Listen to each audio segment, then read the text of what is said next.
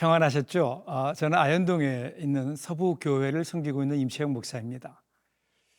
고대 로마의 장군이 전쟁에 나가서 승리하고 돌아오면요, 개선 퍼레이드가 있었습니다. 그때 그 개선 퍼레이드에 장군 곁에 바짝 붙어서 메멘토 모리라고 계속해서 말하는 전담 노예가 있었다고 합니다. 이 메멘토 모리라는 말은 네가 죽는다는 것을 기억해라 라는 라틴어입니다. 무슨 의미일까요? 이 세상에 영원한 것은 없기에 우리도 항상 기억해야 하는 지혜입니다. 오늘 우리가 함께할 요한복음 19장 31절부터 42절에도 이 지혜가 나옵니다. 요한복음 19장 31절에서 42절 말씀입니다. 이날은 준비일이라.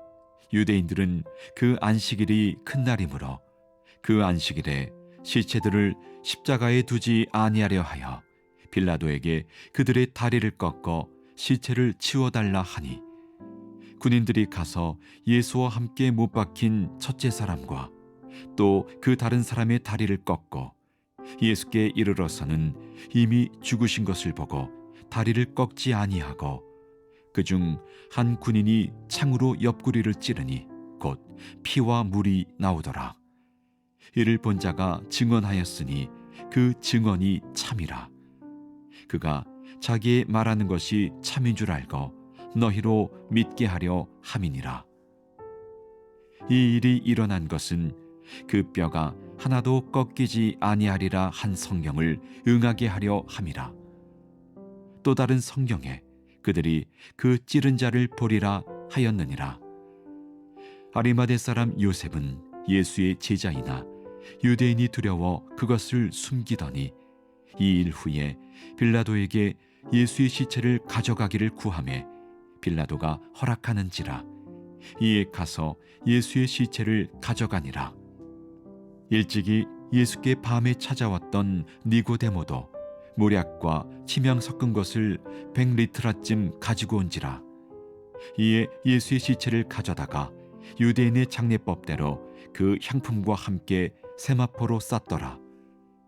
예수께서 십자가에 못 박히신 곳에 동산이 있고 동산 안에 아직 사람을 장사한 일이 없는 새 무덤이 있는지라.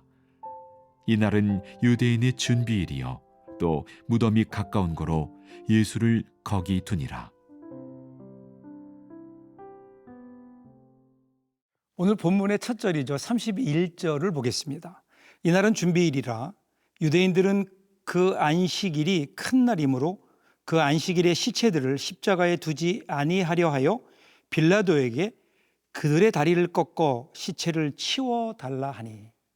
여기 나오는 이 큰 날이라는 말은 유월절이 시작되는 날입니다. 이 7일 동안 무교절, 즉 유월절이 이제 진행되게 되죠. 이 유월절 절기가 시작되는 안식일이기 때문에 큰 날이라고 부릅니다. 그러니까 예수님께서 십자가에 달려 돌아가신 다음 날이 바로 이 큰 날 안식일이기 때문이기도 하고, 특별히 유월절이 시작되는 절기이기 때문에 큰 날이라고 합니다. 이날에 유대인들은 거룩한 날이었기 때문에 부정한 죄수들의 시체들이 나무에 달려 있는 것을 금기로 여겼습니다. 그래서 유대의 종교 지도자들은 빌라도를 찾아가서 십자가에 달린 죄수들의 다리뼈를 꺾어서 그들이 쉽게 죽게 하므로 안식일이 시작되기 전에 시체를 처리할 수 있게 해줄 것을 요청합니다. 자, 이어지는 32절부터 33절을 보십시오. 군인들이 가서 예수와 함께 못 박힌 첫째 사람과 또 그 다른 사람의 다리를 꺾고 예수께 이르러는 이미 죽으신 것을 보고 다리를 꺾지 아니하고. 예수님 곁에서 십자가에 달려 죽은 두 죄수의 다리뼈를 꺾은 로마 병사들이 이제 예수님의 뼈를 꺾기 위해서 예수님에게 다가갑니다. 그런데 자세히 보니까 이미 예수님은 돌아가셨음을 알게 됩니다. 그래서 예수님의 다리뼈는 꺾지 않았습니다. 여기에서 예수님께서 십자가에 달려 돌아가실 때 예수님의 뼈가 꺾이지 않았다는 사실은 굉장히 중요한 의미가 있습니다. 출애굽기 12장 46절을 보세요. 한 집에서 먹되 그 고기를 조금도 집 밖으로 내지 말며 뼈도 꺾지 말지며. 그러니까 하나님께서는 이스라엘 백성에게 유월절 규례를 주시면서 어린 양을 잡되 그 양의 뼈를 꺾지 말라고 하셨어요. 그러기에 십자가에 달려 죽으신 예수 그리스도의 뼈가 꺾이지 않으셨다라는 것은 진실로 그 예수가 그의 백성들을 죄와 사망으로부터 건지기 위해 죽으신 유월절 어린 양이심을 나타내고 있는 겁니다. 자, 36절을 보세요. 이 일이 일어난 것은 그 뼈가 하나도 꺾이지 아니하리라 한 성경을 응하게 하려 함이라. 마지막 순간까지 예수님의 관심은 하나님의 뜻을 이루는 거였어요. 오늘 우리의 관심은 어디에 있을까요? 뜻이 하늘에서 이룬 것 같이 땅에서도 이루어지이다 우리가 주기도문은 곧잘 외우지만 진정으로 나를 향한 하나님의 뜻을 묻기보다는 내 뜻과 계획이 이루어지기를 원하고 그렇지 못할 때 우리는 쉽게 낙심합니다. 이 땅을 향한 하나님의 뜻에는 별로 관심이 없고 나와 내 가족의 번영과 평안만을 위해서 기도하고 있는 것은 아닐까? 오늘 우리의 모습을 돌아보게 됩니다.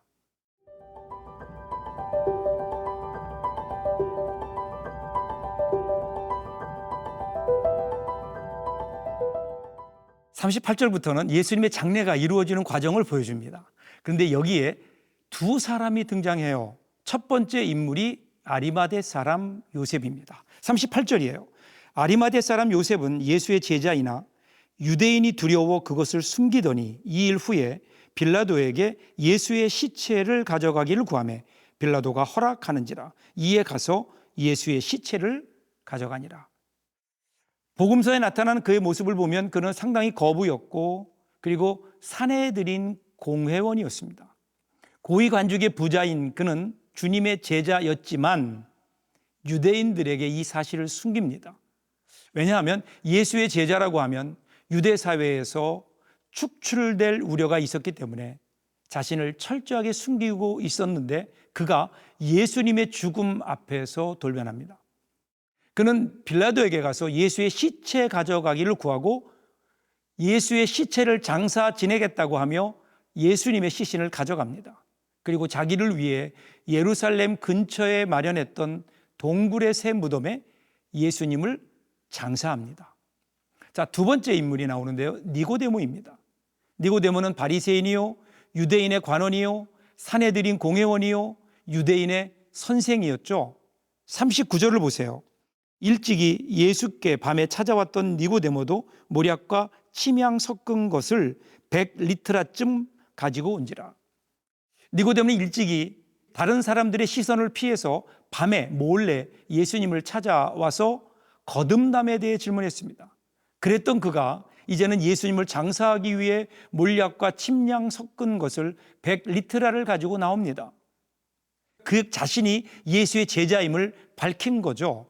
여러분 보세요. 3년간 동고동락했던 예수님의 12 제자들은 예수님의 죽음 앞에서 그 두려움 때문에 모두 흩어졌어요.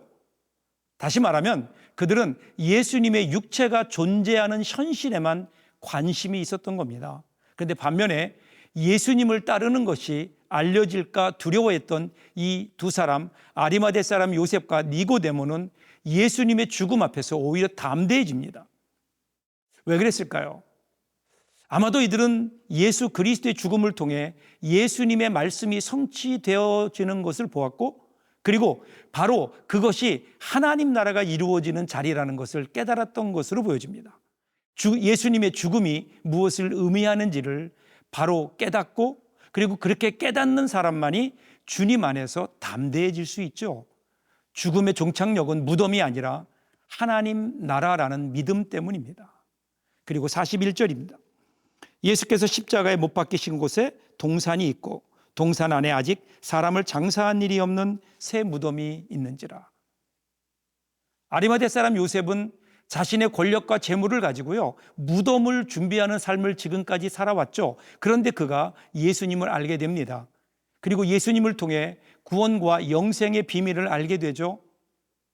영원한 생명을 알게 된 겁니다. 그래서 예수님께서 십자가에 죽으신 후에 그는 기꺼이 자신의 새 무덤을 자신이 준비했던 그 무덤을 예수님께 드립니다. 이 대목이 중요합니다. 주님께 드리는 그 순간 그 무덤은 더 이상 죽음의 장소가 아니라 예수님이 부활하신 생명의 자리, 기적의 자리로 바뀌게 됩니다. 이 무덤은 시체가 썩는 무덤, 사람들이 가까이 하기 꺼리는 곳이 된 것이 아니라 예수님의 부활하심으로 빈 무덤이 되었고 수많은 순례자들이 찾아오는 유명한 곳이 되었죠. 이것이 바로 오늘 우리가 살아야 할 삶의 모습입니다. 무덤이 아니라 영원한 부활을 위하여 살아가는 우리 모두들 되기를 주님의 이름으로 축복합니다.